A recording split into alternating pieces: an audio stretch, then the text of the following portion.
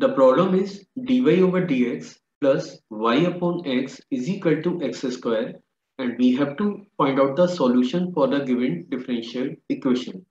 आप यहाँ पे देख सकते हैं कि जो गिवन डिफरेंशियल इक्वेशन है वो एक first order linear differential equation है। और first order linear differential equation का सॉल्यूशन निकालने के लिए आपको पहले इसका इंटीग्रेटिंग फैक्टर पता करना पड़ेगा। इंटीग्रेटिंग फैक्टर निकालने के लिए आपको गिवन इक्वेशन को कंपेयर करना पड़ेगा। We have to compare the given equation by dy over dx plus py is equal to q से, where p and q are the function of x।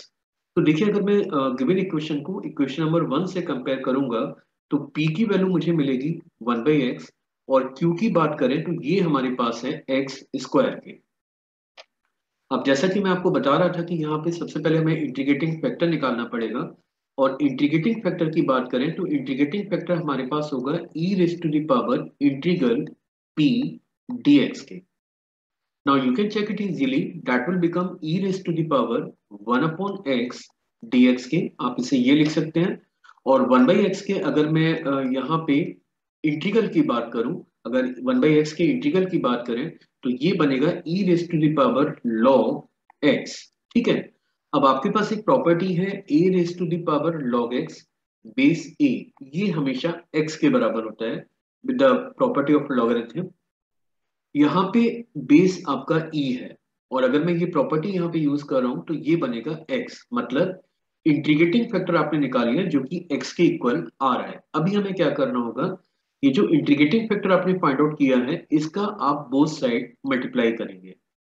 अगर मैं गिवन इक्वेशन में both side multiply करूंगा तो ये बनेगा x dy over dx plus y by x. ये आप इसका लेफ्ट हैंड साइड चेक कर सकते हैं।